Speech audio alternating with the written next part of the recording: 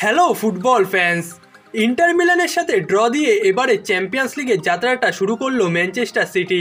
গতকাল এতিয়াদ স্টেডিয়ামে সিটি ও ইন্টার মিলানের মধ্যেকার ম্যাচটি গোলশূন্য ড্র হয়েছে। যদিও দুটি দলই বর্তমানে ইউরোপের অন্যতম শক্তিশালী দল, তবে ম্যাচটিতে পুরোটা সময় সিটির আক্রমণ ভাগের সাথে ইন্টার মিলানের গোলরক্ষক ইয়ান সোমেরের লড়াইটাই মাঠে দেখা গেছে। পুরো ম্যাচে মোট পাঁচটা সেভ করেছেন ইয়ান সোমের। হল্যান্ডের হেড কিংবা বক্সের ভেতর থেকে গুন্দোগান এবং ফিল ফোডেনদের শট সবই ঠেকিয়েছেন তিনি। এক কথায় বলা চলে ম্যাচটি তার ও সিটির মধ্যেই হয়েছে। পুরো ম্যাচে বল কন্ট্রোল নিজেদের দখলে রেখে মোট 22টি শট নিয়েছে ম্যানচেস্টার সিটি, যার মধ্যে 5টি শটই অন টার্গেট ছিল। এর মধ্যে বক্সের ভেতর থেকে গোলমুখ খোলা পেয়েও প্লেসমেন্টের অভাবে গোল পাননি ফিল ফোডেন গুন্দোগানরা। এমনকি ম্যাচের শেষ দিকে বক্সের মধ্যে ফাঁকা গোলে সুযোগ পেয়ে গিয়েছিলেন গুন্দোগান, তবে তার নেওয়া হেড বারের ওপর দিয়ে চলে যায়। বিপরীতে ইন্টার মিলানও ম্যাচটিতে বেশ কিছু গোলের সুযোগ তৈরি করেছিল। পুরো ম্যাচে মোট 13টি শট নেয় তারা, যার মধ্যে 4টি লক্ষ্য বরাবর ছিল। এর মধ্যে ক্রোয়েশিয়ান ডিফেন্ডার জস্কো গাভারদিওল একবার বল গোললাইন থেকে ক্লিয়ার না করলে ম্যাচটিতে জয় নিয়েই মাঠ ছাড়তে পারত সিরিয়ার বর্তমান চ্যাম্পিয়ন এই দলটি। গতকাল সিটির হয়ে ম্যাচটিতে ডিফেন্সে সলিড পারফরমেন্স দিয়েছেন জস্কো গাভারদিওল।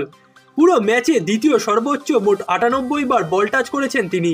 একটি বিগ চান্স ক্রিয়েট করেছেন। ম্যাচে 83টির মধ্যে 80টি অ্যাকুরেট পাস দিয়েছেন। 4টের মধ্যে 2টো ডুয়েল জিতেছেন, 2টি শর্ট ব্লক করেছেন এবং 2টি ইন্টারসেপশন করেছেন জস্কো গাভারদিওল, যার দ্বারা ম্যাচটিতে সোফাস্কোরের মতে সর্বোচ্চ 8.7 রেটিং পয়েন্ট পেয়েছেন ক্রোয়েশিয়ান এই ডিফেন্ডার। অন্যদিকে আর্লিং হল্যান্ড ম্যাচটিতে পুরো 90 মিনিট মাঠে থেকে মাত্র 3টি শট নিতে পেরেছেন। যদিও সবসময় ইন্টার মিলানের ডিফেন্ডারদের নজরে ছিলেন তিনি। বড় বড় ম্যাচগুলোতে প্রতিপক্ষ বক্সের মধ্যে তার প্রেজেন্টটাই সিটির অন্য খেলোয়াড়দের জন্য আরও গোলের সুযোগ তৈরি করে দেয়, যার কারণে গতকালের ম্যাচটিতে ফিল ফোডেন, ডি ব্রুইনা এবং গুন্দোগানরা একাধিক শট নিতে পেরেছিলেন। যদিও ইন্টারের বিপক্ষে ম্যাচের 45 মিনিটেই ইনজুরি নিয়ে মাঠ ছেড়েছেন কেভিন ডি ব্রুইনা। ম্যানচেস্টার সিটির এই তারকা মিডফিল্ডার কিরকম ইনজুরিতে পড়েছেন সেটা এখনও জানা না গেলেও ধারণা করা হচ্ছে অন্তত 2 থেকে 3 সপ্তাহ তিনি মাঠের বাইরে থাকতে পারেন, এবং এমনটা যদি হয় তবে সিটি তাদের পরবর্তী ম্যাচে বড় একটা বিপদের মধ্যে পড়তে পারে। কারণ প্রিমিয়ার লিগের পরবর্তী ম্যাচে আর্সেনালের বিপক্ষে মাঠে নামবে ম্যানচেস্টার সিটি। যে ম্যাচটিতে তাদের মাঝমাঠের মূল কারিগর কেভিন ডি ব্রুইনা না থাকলে বড় সমস্যার সম্মুখীন হতে পারে ম্যানচেস্টার সিটি।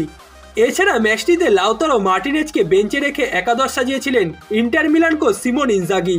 যদিও ম্যাচের দ্বিতীয়ার্ধে মাঠে নেমেছিলেন লাউতারো মার্টিনেজ, যেখানে ম্যাচের শেষ 25 মিনিট মাঠে থেকে একটি শটও নিয়েছিলেন তিনি।